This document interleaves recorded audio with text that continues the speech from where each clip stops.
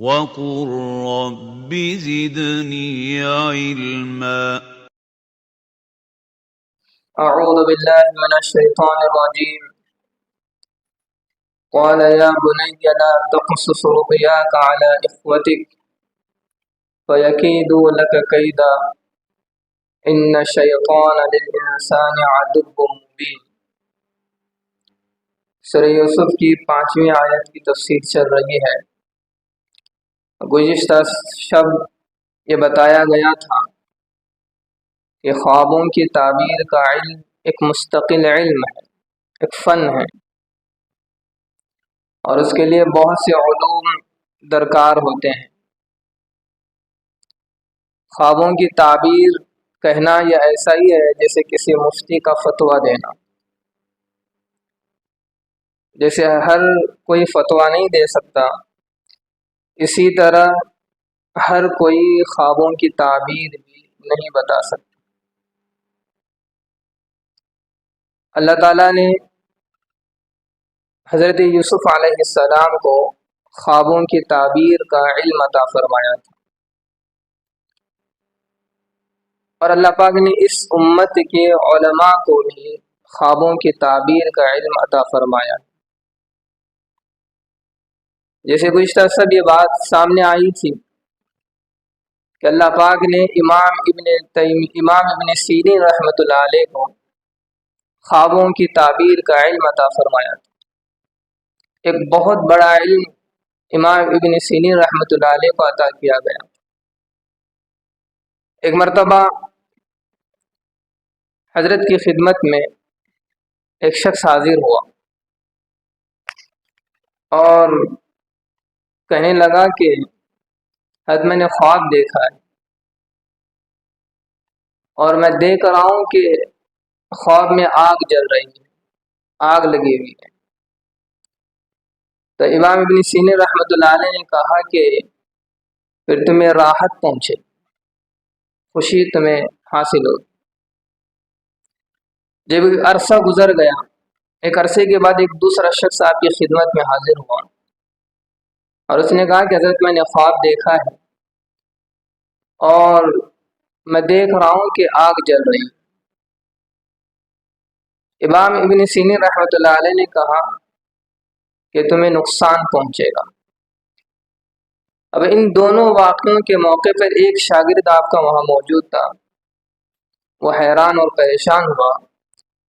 اس نے اپنے استاد سے پوچھا کہ حضرت کیا بات ہے کہ دو شخص آئے اور ان دونوں کا خواب ایک ہی تھا۔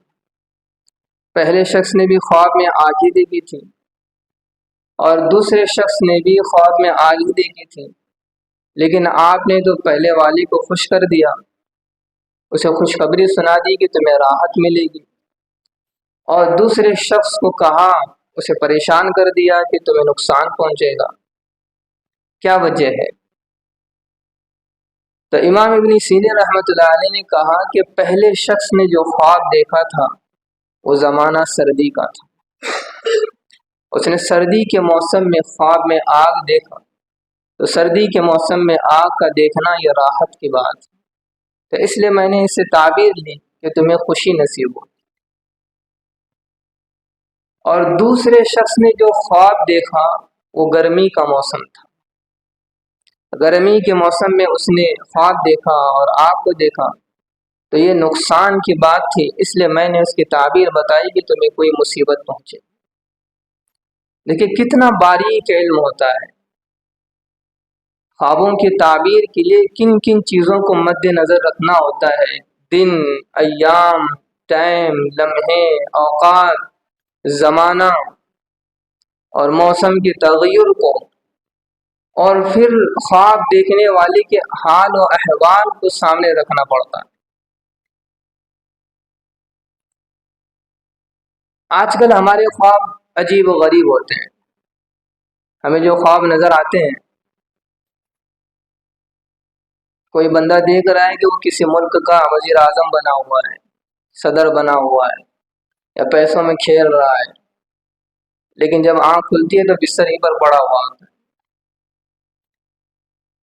یہ خواب، یہ تصورات ہوتے ہیں، اور یہ اس طرح کے خوابوں کی وجوہات اس وجہ سے ہوتی ہے کہ آدمی جب پیٹ بھر کے کھانا کھاتا ہے، اور عام طور سے ہمارے گھروں میں رات کا کھانا بہت شاندار بنتا ہے، جبکہ اصول طبیعت کا یہ ہونا چاہیے کہ رات میں کھانا بالکل ہلکا ہو۔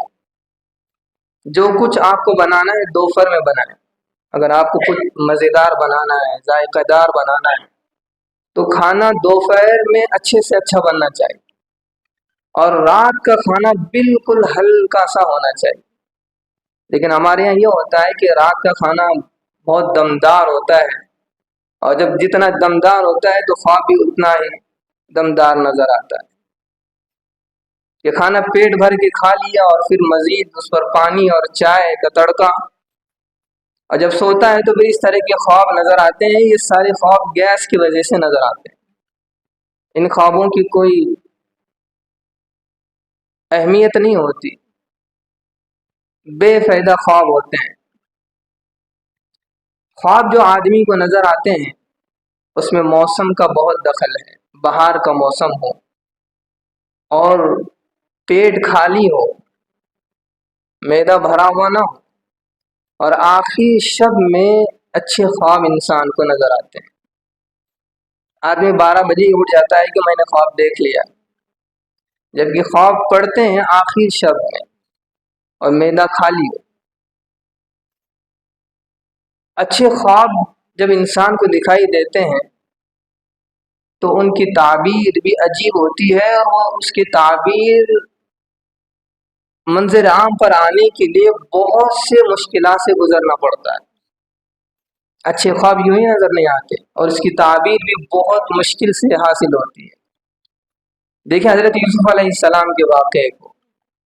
حضرت یوسف علیہ السلام نے خواب دیکھا اور اپنے والد محترم کو سنایا۔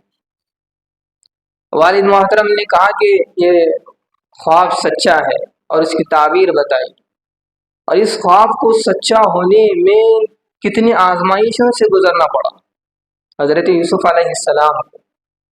خواب بھی سچا ہے، تعبیر بھی بتائی گئی، لیکن اس تعبیر کو پورا ہونے میں حضرت یوسف علیہ السلام کو کن کن آزمائشوں سے گزرنا پڑا۔ کنویں میں ڈالا گیا، مصر کے بازار میں آپ کی بولی لگی، آپ کو فروخت کیا گیا، اور بادشاہ کے محل میں غلام بن کر رہنا پڑا، جیل کاٹنی پڑی، ماں باپ کی جدائی برداشت کرنی پڑی، بھائیوں کی تکلیف کو سہنا پڑا۔ اس قدر مشکلات کے بعد اللہ پاک نے تخت و تاج عطا فرمایا۔ کیا کوئی اس طرح کے مجاہدے کو برداشت کر پائے گا؟ لوگ سچے خواب دیکھنے کے خواہش مند ہوتے ہیں، سچے خواب یوں ہی اس کی تعبیر نہیں ہوتی۔ اب دیکھیں یہاں حضرت یعقوب علیہ السلام نے حضرت یوسف علیہ السلام سے ایک عجیب بات کہی۔ جب حضرت یوسف علیہ السلام نے خواب سنایا تو حضرت یعقوب علیہ السلام نے کہا لا تقصص رؤیاک علی اخوتی، کہ اس خواب کا تذکرہ اپنے بھائیوں سے مت کرنا۔ کیا وجہ تھی؟ دیکھیں جب اللہ پاک کسی انسان کو نعمت عطا فرماتے ہیں تو اس نعمت کے ظاہر کرنے کی وجہ سے فتنے کا ڈر ہوتا ہے، یا حاسدین کا ڈر ہوتا ہے، یا دشمنوں کی دشمنی کا خوف ہوتا ہے۔ اور جب اس طرح کا کوئی معاملہ ہو تو پھر اس وقت اللہ کی نعمت کو چھپانا بہتر ہوتا ہے، اور اگر امن کا ماحول ہے، ایسی کوئی بات نہیں ہے، تو پھر وہاں اس نعمت کا اظہار کرنا مناسب ہوتا ہے۔ تو دو باتیں، ایک تو اللہ تعالیٰ نے نعمت عطا فرمائی ہے اور امن کا ماحول بھی ہے کہ کوئی دشمن نہیں ہے، اس نعمت کو اظہار کرنے پر کوئی حاسد نہیں ہے اور نہ فتنے کا ڈر ہے، تو ایسے موقع پر اس نعمت کا اظہار ہونا چاہیے۔ ایک مرتبہ حضرت امام ابو حنیفہ نور اللہ مرقدہ کے مجلس میں ایک شخص حاضر ہوا، بال بالکل پرا گندا، لباس بالکل گندا، جب مجلس ختم ہوئی وہ جانے لگا تو امام صاحب نے اس کو بلوایا اور کہا کہ مصلی کے نیچے کچھ پیسے ہیں، ان سے اپنی حالت کو درست کر، اپنے بال بنوا لو، اپنے کپڑوں کو درست کر۔ تو اس شخص نے کہا کہ امام صاحب سے کہا کہ اللہ پاک نے مجھے بہت عطا کیا ہے، مجھے اس کی ضرورت نہیں ہے۔ تو پھر امام ابو حنیفہ رحمہ اللہ نے اس شخص کو حدیث سنائی، ان اللہ یحب ان یرا اثر نعمته علی عبد، جب اللہ پاک نے تمہیں دیا ہے تو اللہ پاک کو یہ بات بہت پسند ہے کہ اللہ پاک اپنی نعمت کا ظہور بندے پر دیکھنا چاہتا ہے۔ جب اللہ تعالیٰ نے نعمتیں عطا کی ہیں تو اللہ تعالیٰ اس کا اظہار بھی دیکھنا چاہتے ہیں۔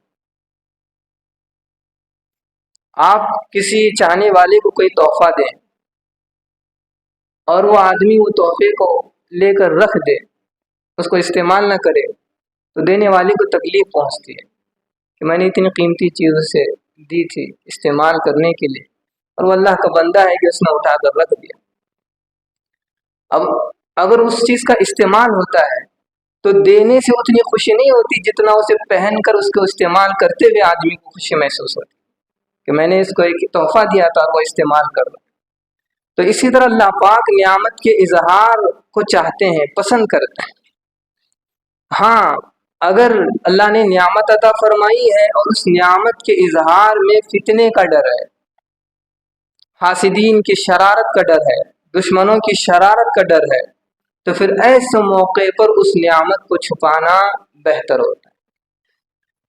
اور آج ہم جس دور میں جی رہے ہیں، اگر اللہ پاک نے کسی کو نعمت عطا فرمائی ہے تو اس نعمت کو چھپانا ہی بہتر ہے، اس لیے کہ چاہنے والے کم ہیں اور برا چاہنے والے زیادہ ہیں، دوست کم ہیں دشمن زیادہ ہیں، حاسدین زیادہ ہیں۔ تو انسان کو بالکل لو پروفائل زندگی گزارنی چاہیے، اس قدر بھی لو پروفائل نہیں کہ دکھنے میں لگے کہ اس کی حالت بہت بگڑی ہوئی ہے۔ اعتدال کے ساتھ اپنی زندگی کو اس میں اللہ کی نعمتوں کا اظہار کرتا رہے۔ اب دیکھیں اس وجہ سے حضرت یعقوب علیہ السلام نے حضرت یوسف علیہ السلام سے کہا کہ تم اپنے خواب کا اظہار اپنے بھائیوں سے مت کرنا، اس لیے کہ ممکن ہے کہ کوئی فتنہ کھڑا نہ ہو جائے، وہ کوئی تدبیر نہ کر دیں، کوئی سازش نہ کر دیں۔ تو اس قصے سے یہ ہمیں تعلیم ملی کہ جہاں فتنے کا خوف ہو وہاں اللہ کی نعمت کو چھپانا چاہیے، اور جہاں فتنے کا، حاسدین کا، دشمن کا کوئی ڈر نہیں ہے تو پھر وہاں اللہ کی نعمت کا اظہار کرنا چاہیے، اس نیت سے کہ اللہ اس اظہار سے خوش ہوتے ہیں۔ اس قصے سے ایک اور اہم تعلیم ملتی ہے والدین کے لیے، خاص طور سے والدین کو یوں تو سب بچوں سے محبت ہوتی، ماں باپ کو اپنے ہر بچے سے محبت ہوتی، چاہے وہ کالا ہو، گورا ہو، معذور ہو، صحت مند ہو، بیمار ہو، پڑھا لکھا ہو یا ان پڑھ ہو، ماں باپ کو ہر بچے سے فطری طور پر محبت ہوتی ہے۔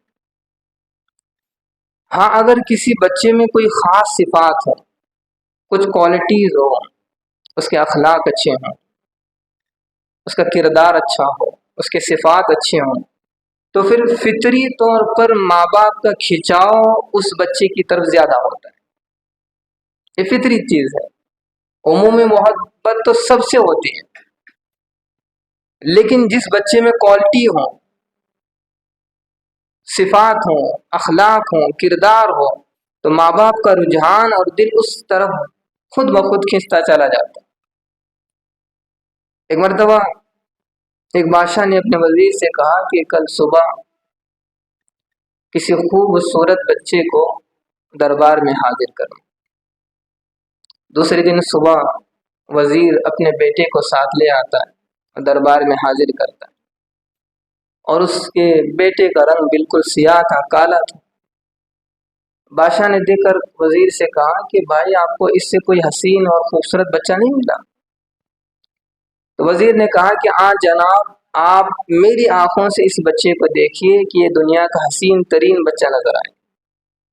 ماں باپ کو تو اپنے بچے محبوب ہی ہوتے ہیں، پسند آتے ہیں، سب سے محبت ہوتی ہے، لیکن جس بچے میں صفات ہوں، کوالٹی ہو، اخلاق اور صفات زیادہ ہوں تو پھر کھینچاؤ اس کی طرف ہوتا ہے۔ اب دیکھیں یہاں اس سے یہ سبق مل رہا ہے کہ جس بچے میں صفات ہوں اور ماں باپ کا دل اس بچے کی طرف جا رہا ہے، تو اگر اس وقت اس بچے سے محبت کے اظہار میں دوسرے بچوں کے تعلق سے فتنے کا ڈر ہے کہ اگر ماں باپ اس بچے سے بہت زیادہ محبت کا اظہار کریں تو ممکن ہے کہ دوسرے بچوں کے دلوں میں اس بچے کے تعلق سے حسد پیدا ہو، بغض پیدا ہو، دشمنی پیدا ہو، تو پھر ایسے موقع پر ماں باپ کو چاہیے کہ اس محبت کو چھپائے رکھے، کیونکہ فتنے کا ڈر ہے۔ ممکن ہے کہ پھر بھائی بھائی میں لڑائی ہو جائے، بھائیوں بھائیوں میں حسد اور بغض پھیل جائے۔ ہاں، اس محبت کے اظہار کے نتیجے میں یہ ہو سکتا ہے کہ دوسرے بچوں کو یہ ترغیب ملے، یہ پیغام ملے کہ میں بھی اس بچے کی طرح کوالٹی اپنے اندر پیدا کروں، کہ ماں باپ اس سے اس قدر محبت کر رہے ہیں کیونکہ اس کی اس صفات کی وجہ سے، اس کے اس پاکیزہ کردار کی وجہ سے۔ اگر بچے اس چیز کو سمجھ کر اپنے اندر وہ کوالٹی پیدا کرنا چاہتے ہیں تو پھر اس وقت اس محبت کا اظہار ضروری ہے تاکہ دوسرے بچوں کے لیے ترغیب ملے۔ ایک اور بات، حضرت یعقوب علیہ السلام نے کہا لا تقصص رؤیاک علی اخوتک، کہ اپنے اس خواب کو اپنے دوسرے بھائیوں سے مت کہنا۔ وجہ بتائی فَيَكِيدُوا لَكَ كَيْدًا، کہ ممکن ہے کہ وہ کچھ تدبیر کریں گے، کچھ سازش کریں گے۔ اتنا کہہ کر فوراً اگلا جملہ کہا ان الشیطان للانسان عدو مبین۔ دیکھیں تربیت، دیکھیں کہ جب حضرت یعقوب علیہ السلام نے حضرت یوسف علیہ السلام سے یہ کہا کہ اپنے خواب کو دوسرے بھائیوں سے بیان مت کرنا اس لیے کہ وہ تمہارے خلاف سازش کریں گے، پھر حضرت یعقوب علیہ السلام کو فوراً خیال آیا کہ میرے اس جملے سے ہو سکتا ہے کہ یوسف کے دل میں اپنے بھائیوں کے خلاف بدظنی پیدا ہو، بدگمانی پیدا ہو، دشمنی پیدا ہو، کہ میں یہ کہہ رہا ہوں کہ وہ سازش کریں گے۔ تو فوراً حضرت یوسف علیہ السلام کے ذہن کو یوں پھیرا ان الشیطان للانسان عدو مبین، کہ بیٹا وہ خود سے یہ کرنا نہیں چاہیں گے بلکہ شیطان ان کو اس کرانے پر مجبور کرے۔ وہ خود سے تو نہیں چاہیں گے لیکن شیطان انہیں مجبور کرے گا، ان کے دل میں حسد پیدا کرے گا، بغض پیدا کرے گا۔ اب دیکھیں فوراً حضرت یوسف علیہ السلام کے ذہن کو پاک کر دیا۔ یہاں یہ تعلیم ملتی ہے کہ ماں باپ جب بچوں سے گفتگو کریں تو ایک بچے کے سامنے کسی دوسرے بچے کے تعلق سے اس طرح گفتگو نہ کریں کہ اس بچے کے دل میں اس بچے کے تعلق سے کوئی بدگمانی پیدا ہو۔ چھوٹے بچے سے گفتگو ہو رہی ہے تو بڑے بھائی کے تعلق سے ایسی گفتگو نہ ہو کہ اس گفتگو کو سن کر چھوٹے بھائی کے دل میں بڑے بھائی کے تعلق سے بدگمانی اور بدظنی اور دشمنی پیدا ہو۔ لیکن کیسے کیسے رہنما اصول اس واقعے سے ہمیں ملتے ہیں۔ آج کے لیے اتنا ہی کافی ہے۔ اللہ تعالیٰ سے دعا ہے کہ اللہ تعالیٰ ہمیں صحیح معنوں میں اس واقعے کو سمجھ کر اور اس کے روشنی میں اپنی زندگی کی اصلاح کرنے کے اللہ پاک ہمیں توفیق عطا فرمائے۔ Thank you for watching. If you found this video helpful, please like, share it with others, and subscribe to our YouTube channel for more insightful Islamic content.